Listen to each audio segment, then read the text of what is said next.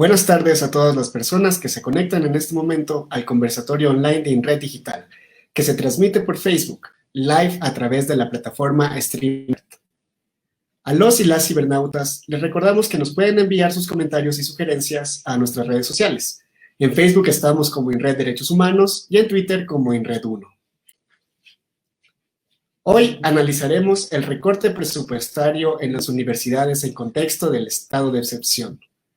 Para ello, nos encontramos con Angélica Porras, doctora en jurisprudencia y docente, quien presentó junto con otras organizaciones de profesores, personal y estudiantes de la Universidad Central una acción de incumplimiento ante la Corte Constitucional. También nos acompaña el economista Will Echeverría, que forma parte del colectivo La Raíz. Y tenemos un tercer integrante que estamos esperando que se conecte en unos minutos. Ahí está. También nos acompaña el doctor Jaime Canseco, quien es doctor en jurisprudencia, docente de la Universidad Central del Ecuador y especialista en gestión de procesos de educación de la Fundación Wilham, capacitación y fortalecimiento educativo. Muchas gracias por estar aquí y bienvenidos y bienvenida. Muchas gracias. Muchas gracias y buenas tardes con los contratulios de hoy. Gracias. 98 millones de dólares es el monto aproximado que se va a recortar a 32 universidades y escuelas politécnicas. Agustín Albán, secretario nacional de Educación Superior, justificó el recorte del 10% del presupuesto debido a la reducción de la recaudación del IVA e impuesto a la renta, motivo de la emergencia sanitaria. El rechazo a estas medidas no tardó por parte de las autoridades de las distintas universidades y de las escuelas politécnicas también. Docentes, personal universitario, estudiantes se pronunciaron y presentaron una acción por inconstitucionalidad y realizaron un plantón de la Universidad Nacional. La respuesta del secretario de Educación sobre el recorte presupuestario se contradice con los reportes diarios de recaudación del Servicio de Rentas Internas, SRI. Ellos muestran que se ha cumplido con la meta de recaudación en un 96.5%. ¿Se justifica el recorte a la educación en este sentido? ¿Por qué? Ok, bueno, muchas gracias por la oportunidad y muchas gracias por la pregunta también. En realidad, sí, yo también creo que se puede empezar analizando argumentos para desmentir esta idea de que se está recortando presupuesto a la educación superior porque la recaudación tributaria ha caído, digamos, producto de la situación que estamos viviendo. Sin embargo, habría que tomar en cuenta algunas alertas que se han dado, ¿no? Por ejemplo, el Observatorio de la Dolarización ha estado insistentemente alertando a la población que hay que estar pendientes de los informes de recaudación que publica el SRI en su página, en donde se ve cuál es la recaudación que se ha planteado como meta en el presupuesto general del Estado y cuál es la recaudación que se ha estado alcanzando. Para darles un ejemplo, de hecho, es importante mirar esta información y es importante irla siguiendo porque, por ejemplo, el día de hoy ya no se puede descargar estos reportes. Los reportes que teníamos son hasta finales de abril. Ese reporte ha ido subiendo la meta. En un principio, la meta decía que entre el periodo enero-abril 2020 se había alcanzado un 93.6% de la recaudación. Es decir, de lo que se había puesto como una meta en el presupuesto general del Estado, la recaudación alcanzó a cubrir el 93.6%. Mientras que en el último reporte que se tuvo acceso hasta la semana anterior, ese porcentaje había subido, ¿no? Entonces, en una primera instancia, decir que cae la asignación presupuestaria a universidades porque cae la recaudación es algo que no es consistente, es algo que se puede criticar. Sin embargo, habría que abrir esto también. De hecho, habría que recordar que las universidades no solamente se financian con el Fondo Permanente para el Desarrollo Universitario de Universidades y Escuelas Politécnicas, que es el FOPEDEUPO, que incluye lo que estamos revisando ahorita, el impuesto a la renta y el impuesto al valor agregado, en donde vemos que no ha habido una caída tan abrupta como la caída que se ha presentado en el presupuesto. Habría que tomar también en cuenta que los recursos que utilizan las universidades provienen de dos fuentes adicionales. La una, las asignaciones por gratuidad que corresponden constitucionalmente a los incrementos que tiene que ir haciendo el Ministerio de Finanzas para garantizar el derecho a la educación. Y la otra son todas las rentas que las universidades pueden generar producto de sus actividades para poder ayudar a cubrir sus, digamos, sus actividades, ¿no? Por ejemplo, los proyectos de consultoría que hacen algunas universidades o las investigaciones. Esto obviamente nunca tiene un fin de lucro, sino que puede ser una fuente de recursos para que la universidad haga sus actividades. Entonces, de manera general, presenta muchas inconsistencias de esta idea de que hay que reducir el presupuesto de las universidades porque la recaudación ha caído o porque la situación económica del país presenta ciertos problemas, digamos. De hecho, creo que se podría ampliar esa crítica. Yo no me quedaría únicamente cuestionando esta idea de la recaudación impositiva. Yo creo que habría que mirar esto más ampliamente, ¿no? Para mí la primera cuestión que deberíamos revisar no tiene que ver con el tema técnico, si se quiere, o el tema netamente económico, sino con un tema ético. Si en la Constitución de la República del Ecuador se garantiza la salud y la educación como derechos, quiere decir que forman parte del contrato social de la sociedad ecuatoriana. Eso significa que son cuestiones que no se pueden atacar, digamos, porque lo que está sufriendo actualmente la educación no es una crítica para mejorar, es un ataque claramente. Haciendo una analogía, sería atacar ahorita la educación y a la salud es como más o menos atacar a las personas que están haciendo cuarentena, diciéndoles que por qué hacen cuarentena en una casa si sería más barato estar en la calle, o por qué se alimentan si sería más barato que no coman. Digamos así, yo explicaría gráficamente que el ataque a la educación y a la salud en el contexto que vivimos es algo antiético, lo primero. Y en segundo lugar, yo creo que también es importante verlo desde el punto de vista político. Hay que mirar quiénes son los que están llevando a cabo este discurso de la ineficiencia, este discurso incluso de la corrupción. Y para mí la respuesta ahí tiene que ver con el neoliberalismo, ¿no? El neoliberalismo es que se ha encargado de insistir en que el Estado obeso es ineficiente, las universidades públicas y las cofinanciadas son parte de ese Estado, entonces les llega esa crítica en este momento también, y además que las universidades son ineficientes porque no pueden utilizar todos los recursos que se les asignan. Hay que ver cuál es el objetivo de esa crítica y en mi opinión, esa crítica no tiene que ver con mejorar la eficiencia de las universidades, tiene que ver con justificar o legitimar una reducción. Entonces, en ese sentido, no podemos quedarnos solamente desde el punto de vista técnico a hacer una crítica de lo que está pasando, tenemos que entenderlo políticamente. Y más aún en el contexto que vivimos, porque mundialmente lo que observamos es que dos de las instituciones que han recuperado su valor histórico en el mundo son el Estado-Nación y la ciencia. Y casualmente esas dos instituciones fundamentales de la sociedad mundial se reflejan en la universidad pública, que en este momento podría estar haciendo muchísimas cosas para enfrentar la pandemia. Entonces, decir que la universidad es ineficiente en un contexto, en una cancha que te han pintado para justificar para justificar por qué quieres quitarles el presupuesto, es caer en una trampa, creo yo. Sería algo distinto si, por ejemplo, se empieza a pensar cómo hacer que la universidad sea más eficiente con los recursos que ya tiene. No para reducir esos recursos, sino para buscar que la universidad pueda dar una mejor respuesta a la sociedad. Y ahí hay muchísimas cosas que la universidad podría hacer, pese a que ya está también aportando con algunas cuestiones fundamentales. Por ejemplo, las universidades y sus centros de investigación ya se han sumado a la tarea de enfrentar desde el punto de vista sanitario, al menos en lo que tiene que ver con las carreras de ciencias de la salud y con las pruebas PCR en los laboratorios especializados de ciertas universidades, ya se han sumado a ayudarnos a enfrentar esta pandemia. Pero eso no es lo único que podrían hacer si se quiere.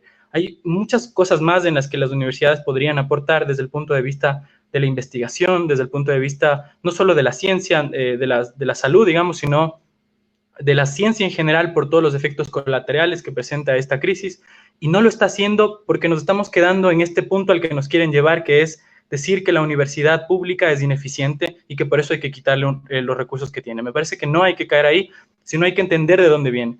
Y una última idea que quisiera decir es que actualmente también están manejando esta idea de que como estamos en una crisis, todos tenemos que poner una parte, ¿verdad? Es como están diciendo, bueno, la universidad tiene que entender que tiene muchos privilegios y que para salir adelante todos tenemos que poner el hombro. En realidad, esa es una argumentación que tiene una doble moral clarísima, porque cuando se trata de aportar desde el punto de vista económico, no es lo mismo que se le dice a los grandes grupos económicos de este país. No es lo mismo que se le dice a los grandes grupos financieros que tienen ganancias importantes o que han tenido ganancias importantes en estos 3 años. Y eso tiene una razón. La lógica esta de que todos tenemos que aportar a la crisis también está en la dimensión política. Y tiene que ver con justificar una reducción presupuestaria.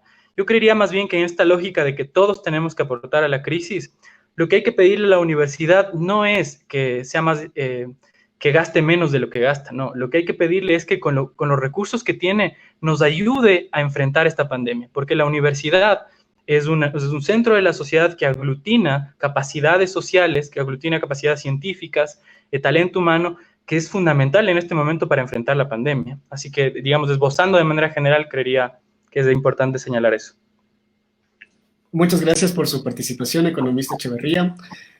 Doctora Angélica Porras, se presentó una acción de incumplimiento ante la Corte Constitucional, donde se argumenta que el recorte presupuestario a las universidades vulnera el artículo 165 de la Constitución, en el cual se establece que podrá utilizar los fondos públicos destinados a otros fines, excepto los correspondientes a salud y educación. ¿Puede la Corte Constitucional revertir esta disposición? ¿Y en cuánto tiempo podremos tener una respuesta de la Corte? Bueno, muy bien, muchísimas gracias por la invitación. Me parece a mí que hay que poner en contexto qué es esto de la acción de incumplimiento.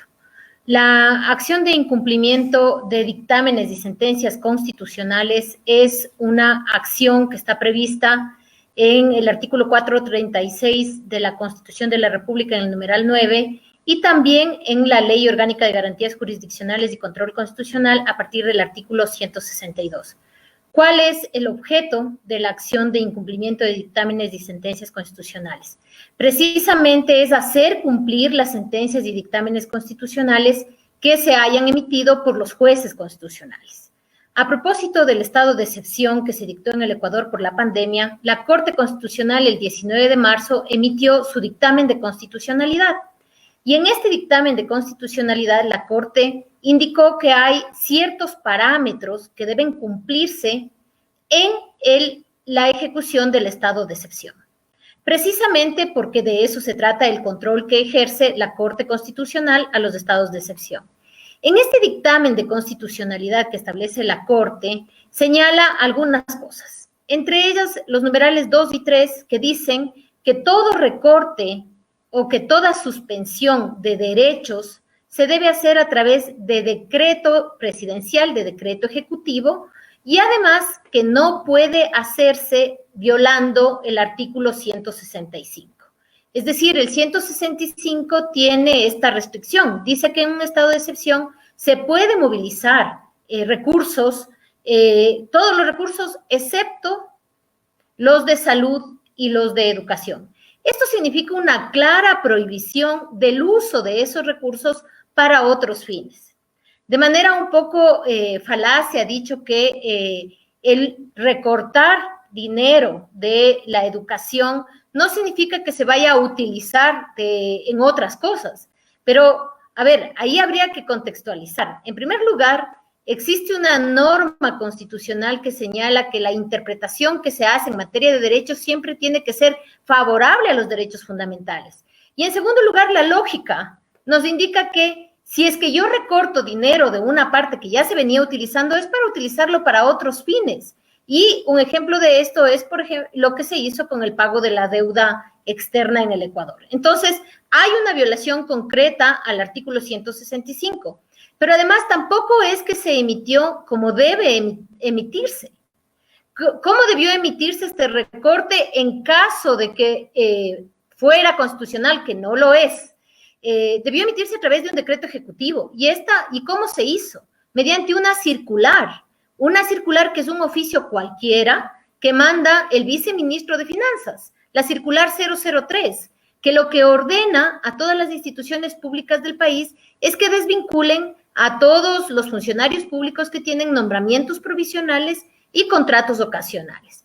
Y además, esta circular les mandan también a las universidades, violando el artículo 355 de la Constitución, que señala que las universidades tienen autonomía administrativa financiera.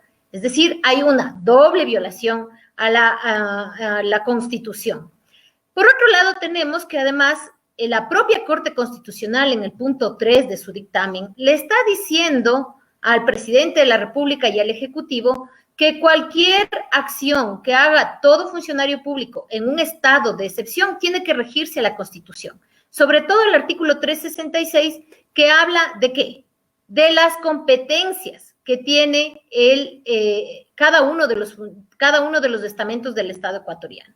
Entonces hay múltiples violaciones a la Constitución en esta circular, que es, como digo, un simple oficio. Entonces, hay violaciones de forma y hay violaciones de fondo. Lo que sucedió es que varias organizaciones de la sociedad civil, no solo profesores, no solo estudiantes, varias organizaciones, entre ellas organizaciones de trabajadores, organizaciones de mujeres, organizaciones de estudiantes, planteamos ya el 24 de abril una acción de inconstitucionalidad contra esa circular.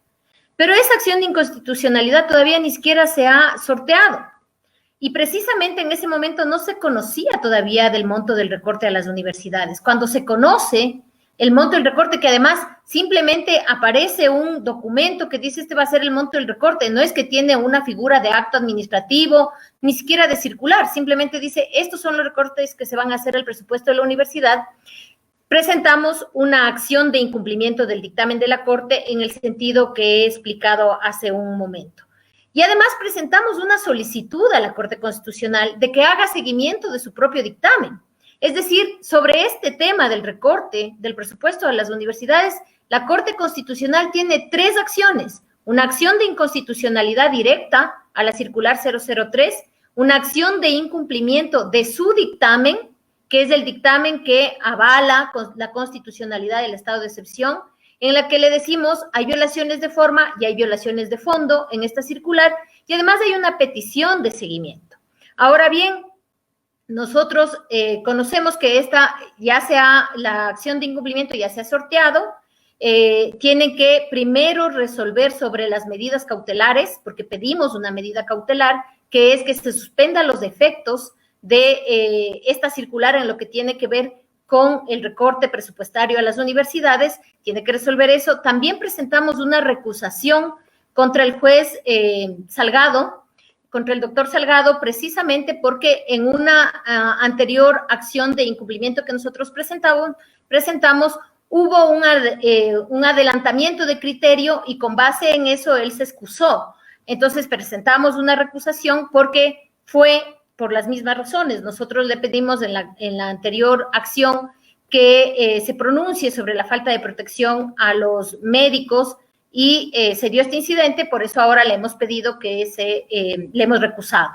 Él ha presentado la excusa, el día de hoy nos notificaron con la excusa que ha presentado el doctor Salgado, pero la Corte tiene que resolver en pleno la petición de medidas cautelares y además tiene que resolver en el pleno la recusación presentada por nosotros y la excusa del propio doctor Salgado. Y cabe que le llamen a otro juez para completar los 9 jueces que forman parte de la Corte Constitucional.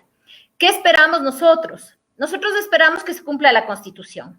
Esperamos que se tenga en cuenta que la salud y la educación son derechos fundamentales y que no puede haber retrocesos en derechos fundamentales. El principio de progresividad de los derechos fundamentales está en la Constitución, pero además hay una prohibición expresa del artículo 165, que si en caso a alguien le queda duda que el recorte no sea lo que dice el 165, porque el 165 dice que en estado de excepción no se podrán movilizar los recursos de educación y salud a otros fines.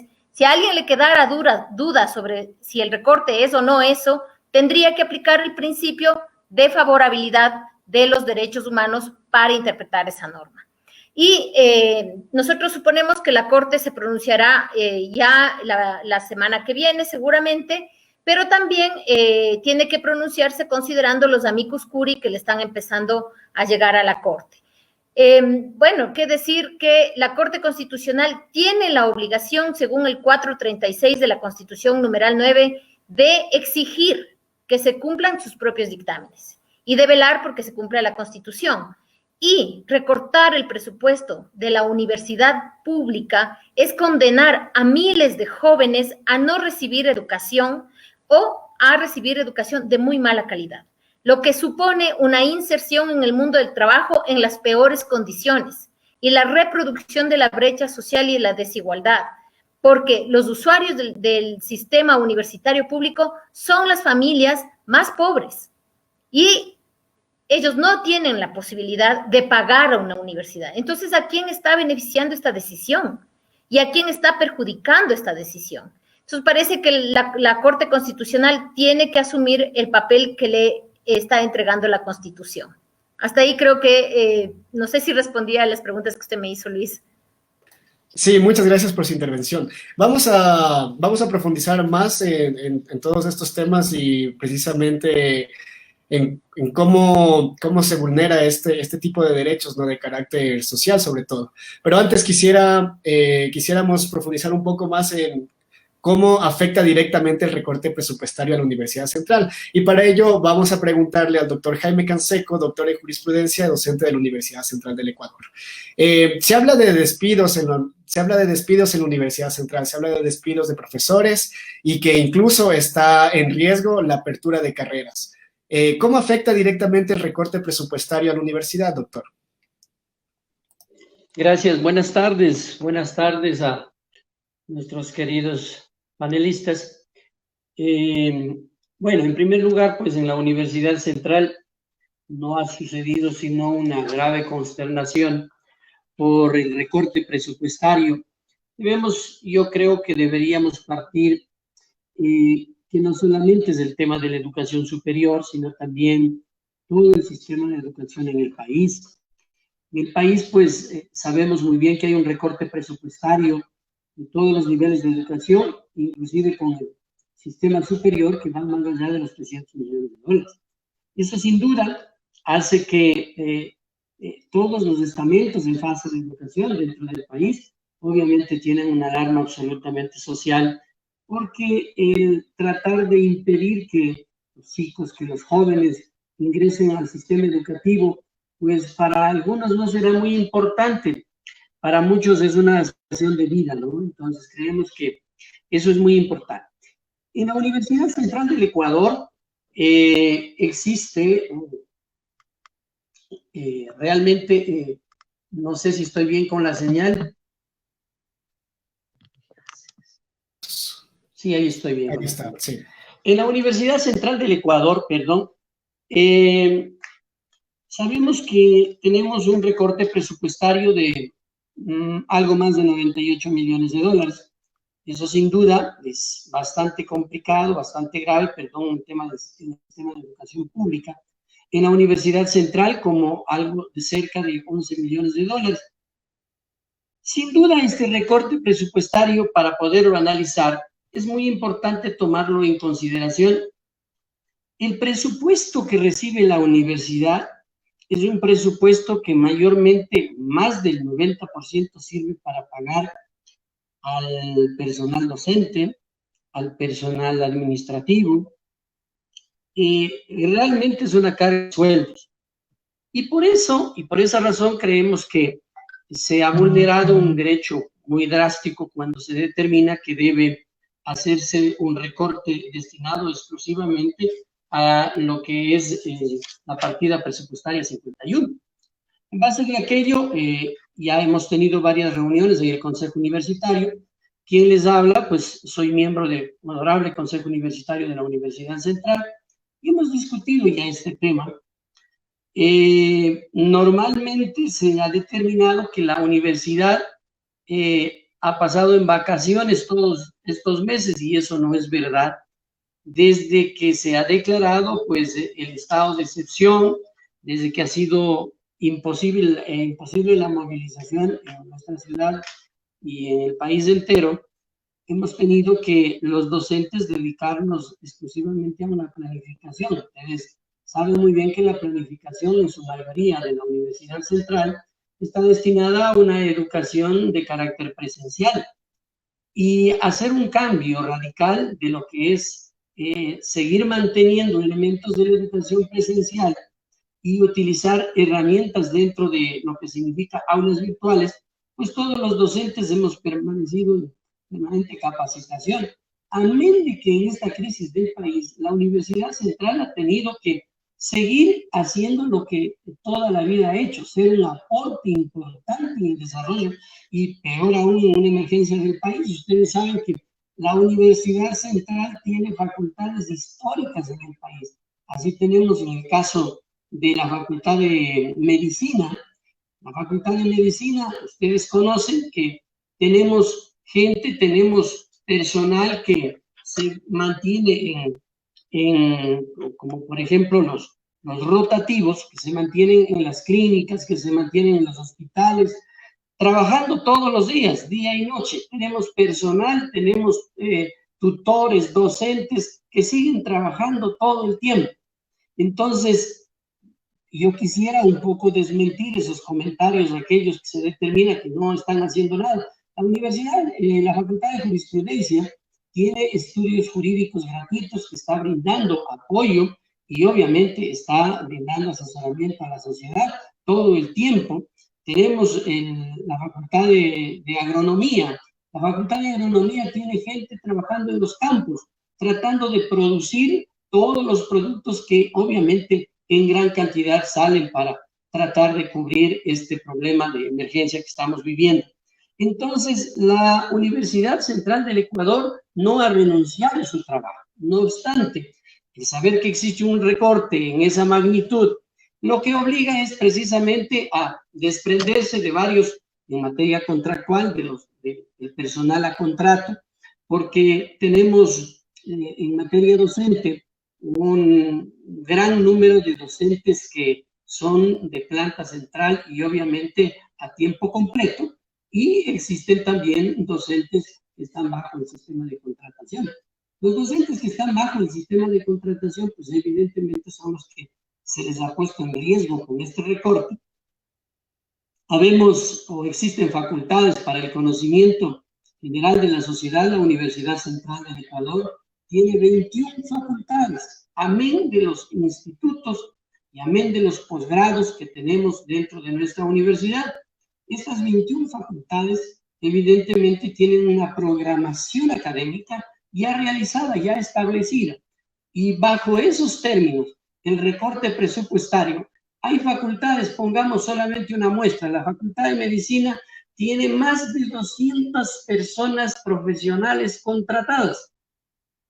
Ustedes se podrán imaginar cuál sería el costo económico y cuál sería el riesgo académico en el momento en que dejamos de contratar a ese gran número que se encuentran trabajando de la misma forma en el tema técnico, en el tema hospitalario, en las tutorías, en las asistencias a los señores, a los chicos de estudiantes que se encuentran ya al borde de terminar sus carreras. Entonces, evidentemente que esto implica un gran problema para la universidad del país. Es una cosa muy importante determinar que a nivel de Universidad Central tenemos como 800 contratados, tomando en consideración los datos que han generado de cada una de las facultades. Sin embargo, pues la universidad ha creado desde la semana anterior un plan de contingencia para ir buscando formas cómo ir solucionando y aportando a la crisis del país. No obstante, el tema de presupuesto, como ya lo han manifestado pues los distinguidos panelistas, el tema de presupuesto es un tema de derechos y es un tema de derecho constitucional. Se han referido en todos los conversatorios respecto del recorte presupuestario que es una violación de norma expresa del artículo 165, numeral 2 de la Constitución de la República, los mismos derechos humanos a los que estamos sujetos todo el país. Pero más allá de eso, nosotros siempre creemos que las personas que a su turno están gobernando el país deberían tener un elemental y básico asesoramiento de personas que conocen de estos derechos que nos pertenece, más aún en el tema de educación. Y precisamente por esa razón, pues es que la Universidad Central ha tomado, como en algunas universidades también, se han tomado alternativas, vías de protesta. Ya en estos días, pues hemos podido observar, salimos a un plantón, hicimos una protesta en los medios, los movimientos se han levantado realmente con el propósito de no permitir que se siga manteniendo esta medida de haber recortado el presupuesto para la educación. Una repregunta le podría hacer aquí. Vimos que, o mejor dicho, fue noticia que la Universidad Central suspendió las matrículas a raíz de los recortes y queríamos saber un poco acerca de este tema. ¿Cómo ahora se maneja la universidad? ¿Qué tiempos tienen? Bueno, se suspendió el sistema de matrículas por una razón muy importante. Primeramente debíamos debimos hacer un estudio previo de todas las facultades, de las circunstancias, de los contratos, del personal, de los gastos, e inclusive si algunas facultades tenían activos con los cuales podíamos paliar este tema. Y precisamente por esa razón, antes de recibir en matriculación a los chicos estudiantes, debemos saber si es que si contamos o no contamos con medios para poder solucionar, caso contrario, también para tomar las medidas, qué programas, qué ofertas académicas debemos suspender.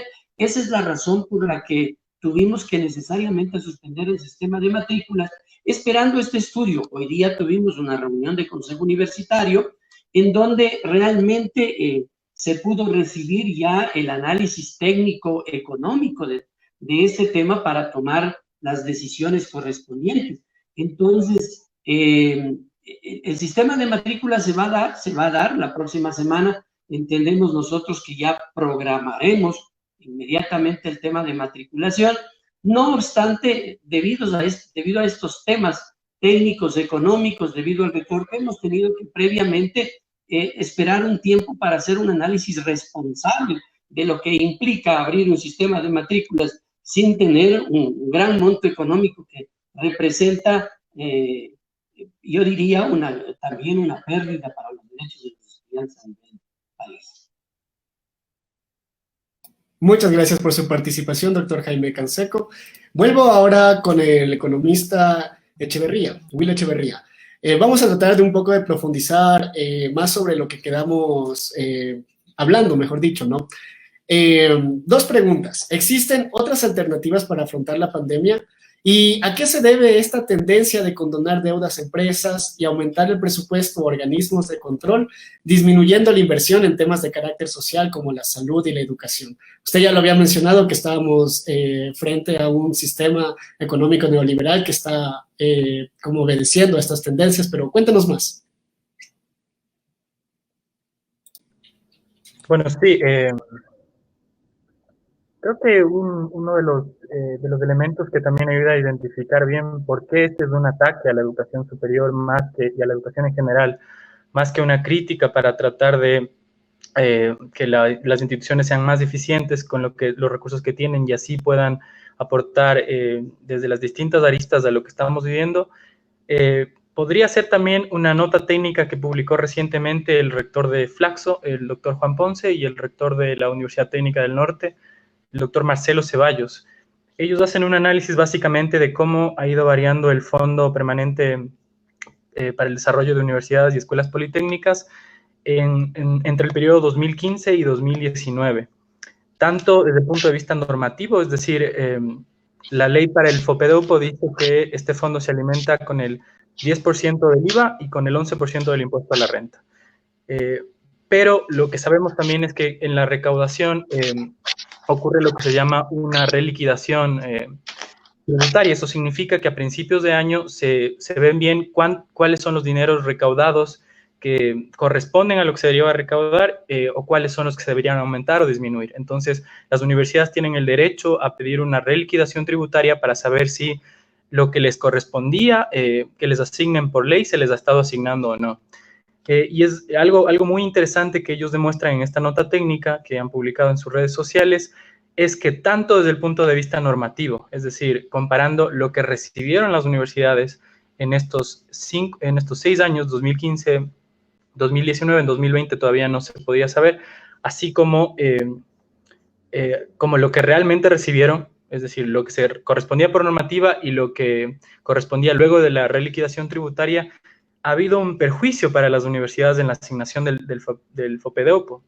De hecho, lo que se observa es que en estos 2015, 2016, 17, 18, 19, 5 años, hay una diferencia en contra de las universidades en la asignación que tenían, salvo en el año 2016, en donde las universidades debían recibir por el FOPEDEUPO 964 millones y recibieron 965. En los demás años siempre ha habido una diferencia y un prejuicio para las universidades. Insisto, en el periodo 2015-2019. Y en particular, quienes publican esta nota técnica mencionan que la suma del perjuicio a las universidades entre el año 2017 y 2019 sería de 446 millones de dólares, ¿no?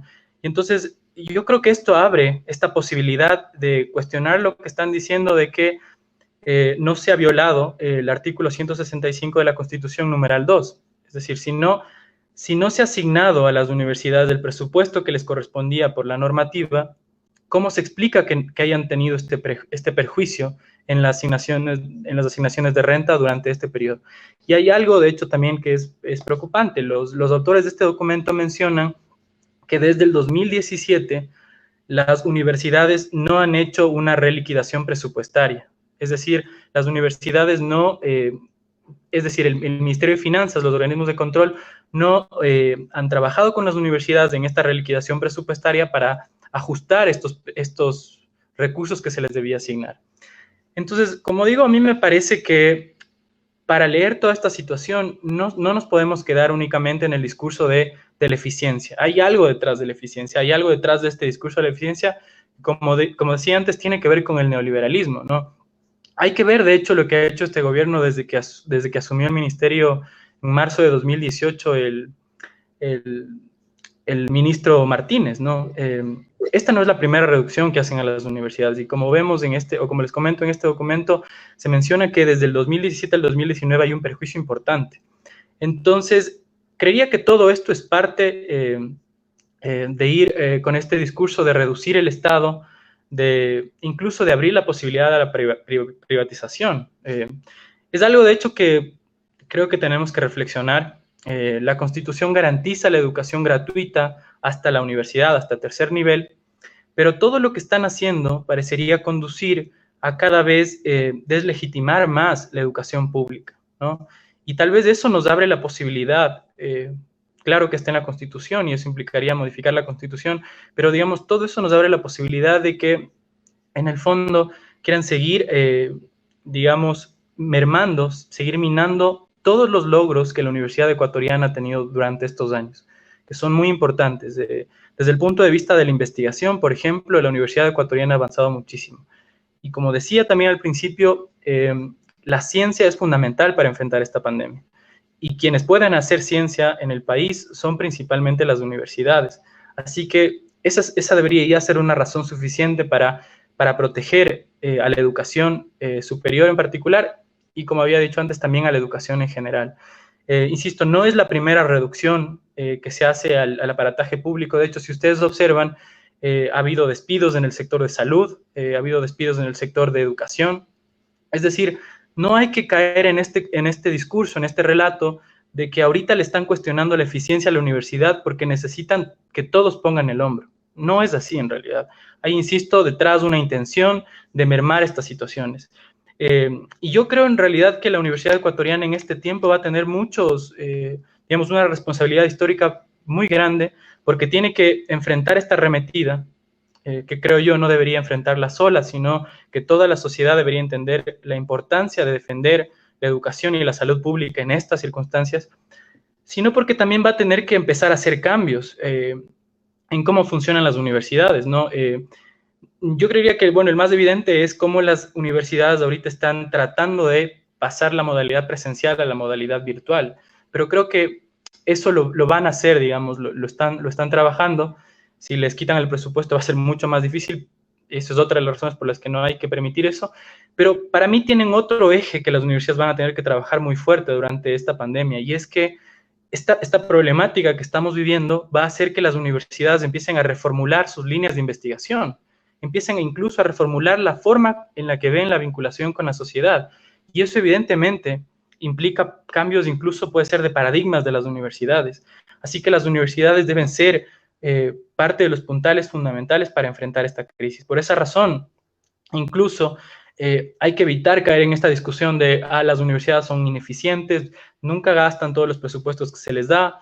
Eso de hecho se puede cuestionar incluso por otras aristas, ¿no? Una de las aristas, por ejemplo, tiene que ver con la contratación pública.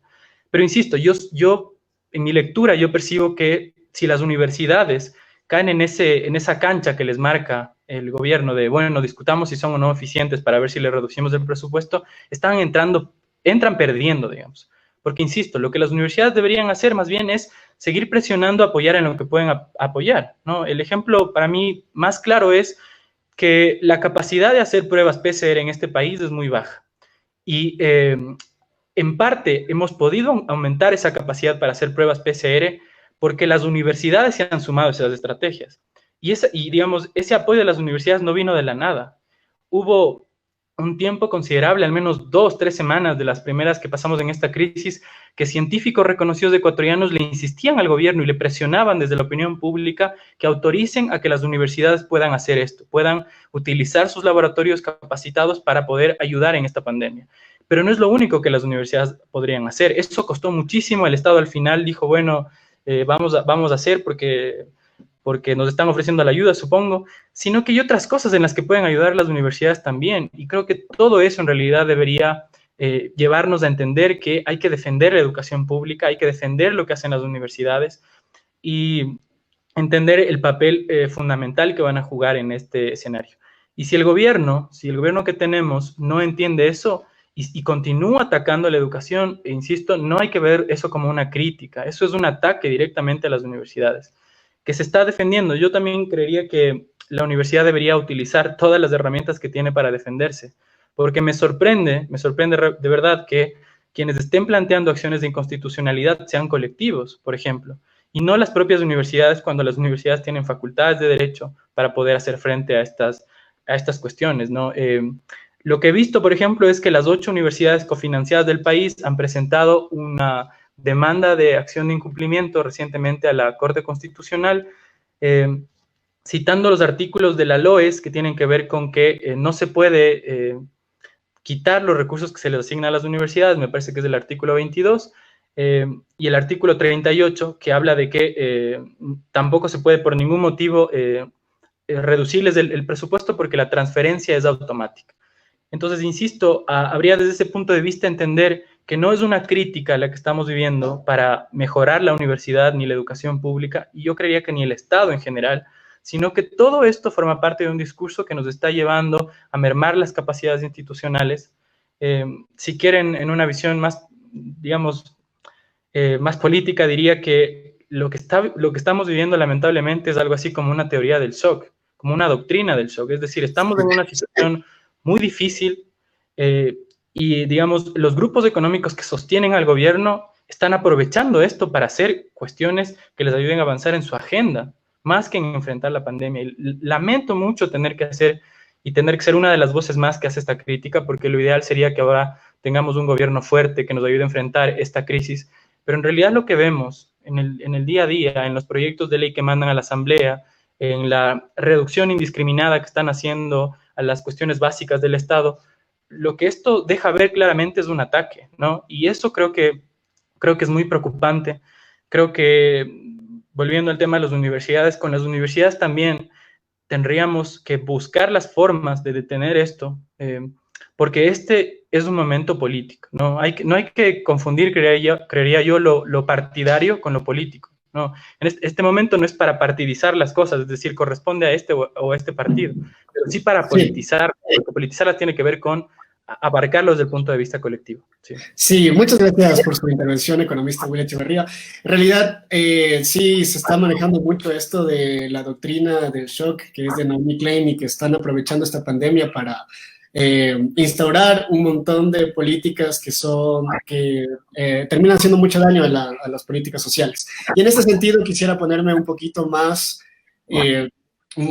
pesimista, se podría decir, y preguntarle a la doctora Angélica Porras, en el sentido de que si es que la Corte Constitucional emite un fallo favorable al Estado, ¿cómo afectaría esto a la sociedad? ¿Cuáles serían las alternativas frente a ello? ¿O ya no queda alguna posibilidad para revertir esta acción de recorte presupuestario?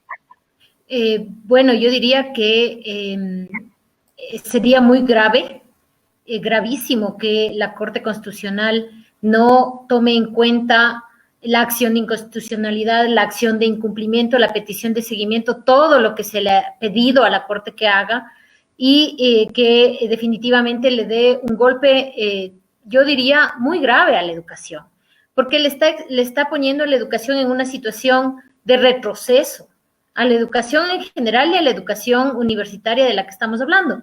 Recién acaba de emitir el CES una resolución en la que permite que se hagan paralelos de 40 personas, del doble, y que además se le cargue a los docentes que con el horario de aquellos que están siendo despedidos o que están siendo desvinculados, porque es lo mismo. Usted tiene un trabajo y deja de tener ese trabajo, eso se llama despido, aunque le pongan el eufemismo que quieran, pero en decir desvinculaciones, pero termina siendo un despido.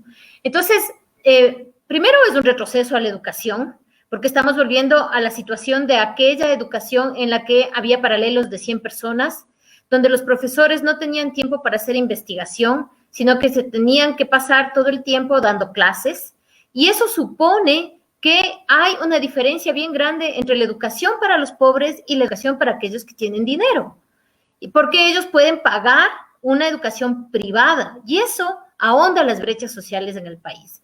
Ahora bien, ¿qué pasa si es que la Corte no nos favorece en el fallo?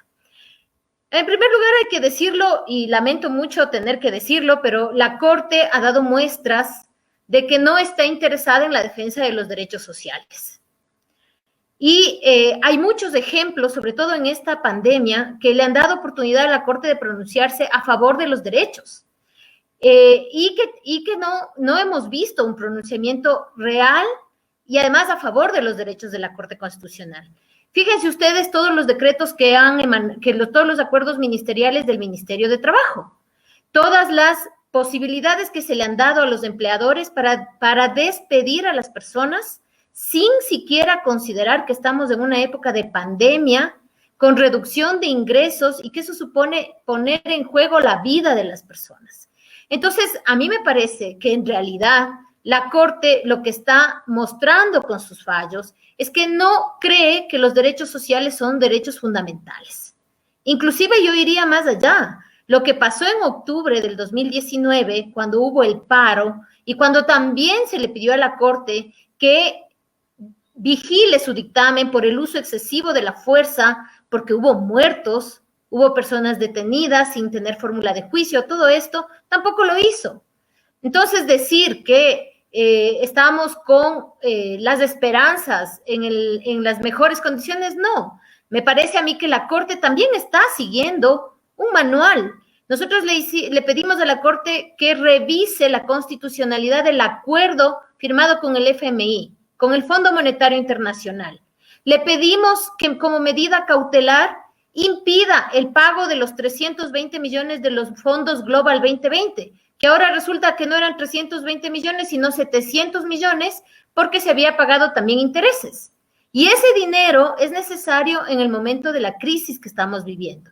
Entonces, la historia, lo que hemos visto de la Corte, es que no le da importancia a los derechos sociales, que en realidad está en esta política, en esta concepción neoliberal de la sociedad, y eso es muy grave para los derechos de las personas. ¿Qué pasa si es que la Corte no responde?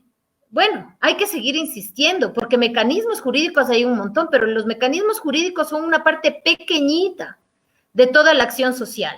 son una parte muy pequeña que lo único que básicamente sirve para evidenciar qué concepción tiene el poder de los derechos. La otra cuestión es que hay que acompañar esto de movilización social. Obviamente, las condiciones en las que estamos ahora no nos permiten hacer la movilización social que deberíamos, o que podríamos, o que querríamos. Pero hay que acompañar con otras acciones. Hay que ir a instancias internacionales, hay que reclamar que el Estado nos está poniendo en una situación de grave indefensión, porque las personas que están siendo desvinculadas de la universidad también tienen que comer, también tienen familias que alimentar. ¿Y dónde van a conseguir trabajo? Entonces, estamos hablando de una calidad de la educación que está fuertemente afectada, de la universidad que está fuertemente afectada, la universidad pública, no la privada, porque la privada, la gente va a hacer muchos esfuerzos para que pueda ir su hijo a la educación privada, o su hija o su hijo. Entonces, en esas circunstancias me parece a mí que se pueden habilitar las instancias internacionales, pero demoran mucho. Ahí tenemos una restricción. Y hay que acompañar con acciones de carácter social, de movilización política, porque este es un retroceso del Estado en general. Esta pandemia ha revelado que es necesario un Estado fuerte, un Estado que pueda regular la economía, que pueda regular y sobre todo sostener la salud pública y la educación pública por las cosas que aquí mismo ya se han dicho, sobre todo por el economista Echeverría, que claramente ha indicado cuál es el papel de la universidad, y de otro lado, el doctor Canseco, que nos ha explicado lo grave que es para la universidad el quedarse sin este presupuesto y sin los docentes. Entonces, sí, hay que seguir adelante y hay que seguir peleando, porque este es un espacio de nuestros derechos, no son derechos ajenos, son nuestros, y que nadie puede conculcarlos. Gracias. Muchas gracias, doctora. Doctor Canseco, como ya nos había dicho el economista Will Echeverría, existe una, como decir, ya advertían que iban a haber posibles recortes desde el 2018 a las universidades. Incluso en noviembre del 2019, la Asamblea Universitaria se reunió con representantes del gobierno, entre ellos Richard Martínez, y donde llegaron a un acuerdo de no reducir el presupuesto. 5 meses después, este acuerdo se rompe. ¿Se podría decir que el gobierno conoce plenamente las posibles consecuencias que traen los recortes universitarios y aún así decidió recortar estos presupuestos?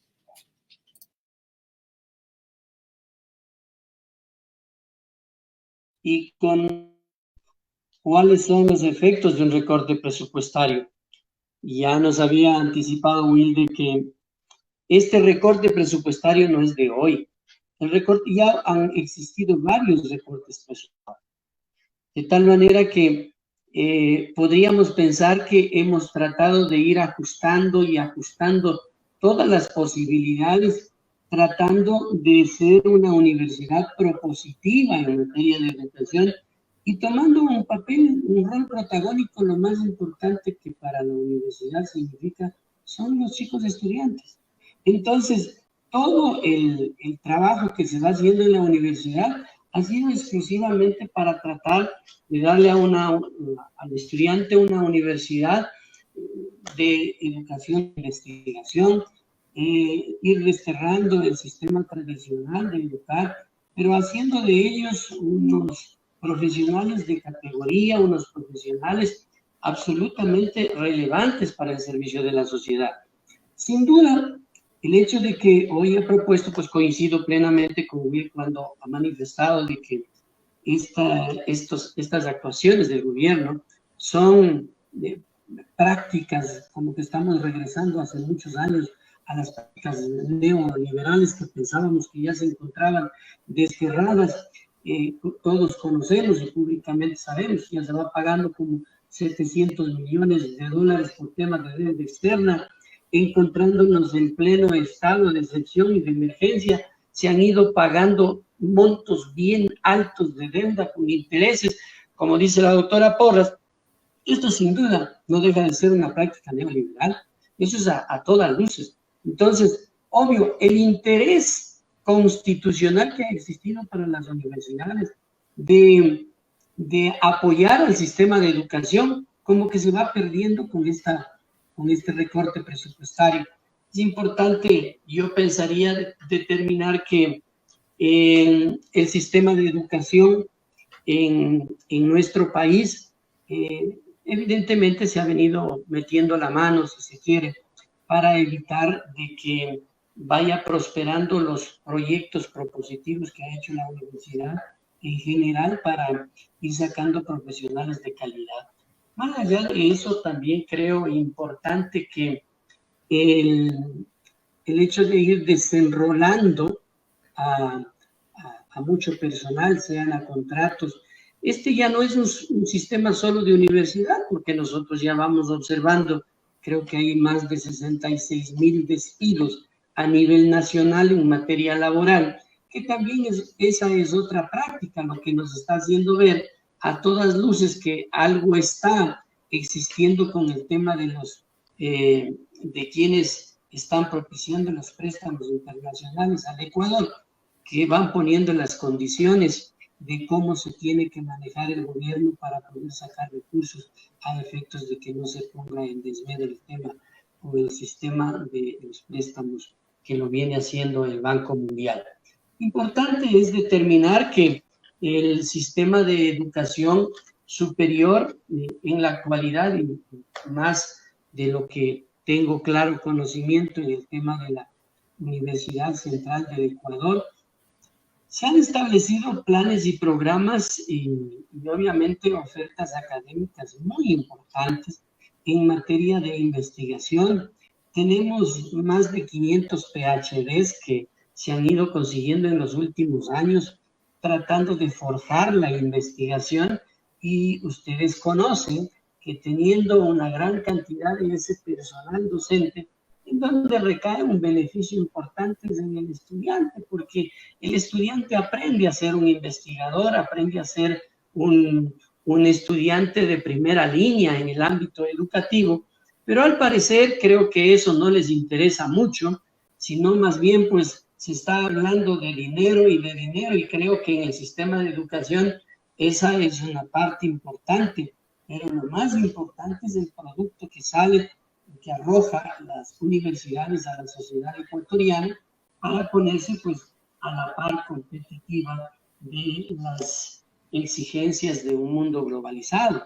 Entonces creo yo importante que el presidente sabe muy bien, él conoce lo que está haciendo, tan es así, yo al menos pensaría, y yo pongo, no sé, un criterio ya en el procedimiento que ha tomado el Ministerio de Finanzas y el mismo gobierno, yo podría decir, no creo que haya tanta ignorancia en desconocer la existencia de la normativa constitucional, porque todos los ministerios están rodeados de asesores, y si no lo tienen un asesor de alto conocimiento, ahí está el señor Procurador General del Estado, entonces saben de la existencia legal. Pero lo más grave es que a sabiendas de la existencia de la normativa constitucional, que es prohibitiva para tomar estas decisiones, lo hacen. Lo que significa, y ahí concuerdo muy bien con Will, lo que se determina es que como que hay un acto a propósito de hacer estas cosas que no son de interés político para el gobierno, creo que tiene otros intereses más importantes, pero olvidándose que en un estado de excepción la Constitución no se congela, la Constitución no pierde su vigencia, la Constitución sigue adelante en favor de toda la humanidad, de todo el pueblo ecuatoriano, y creo que ese es un grave error del gobierno en poner en desmedro este sistema de educación de las universidades y creo que de todo el sistema del país. Muchas gracias, doctor. Estamos ya un poquito justos con el tiempo, entonces lastimosamente nos quedamos con algunas preguntas en nuestro guión y de nuestros usuarios también que quedaron en nuestros comentarios. Sin embargo, ya nos gustaría cerrar y queremos agradecer la presencia de la doctora Angélica Porras, el doctor Jaime Canseco y el economista Will Echeverría. Recuerden que este programa lo podrán encontrar colgado en nuestro canal de YouTube INRED Digital, y si ustedes desean que analicemos alguna problemática social, nos pueden dejar comentarios en la transmisión en vivo o enviarnos a nuestro correo comunicación@inred.org. Muchas gracias a nuestros panelistas, muchas gracias con todos y todas, y hasta la próxima semana. Muchas gracias, hasta luego. Un placer. Encantado.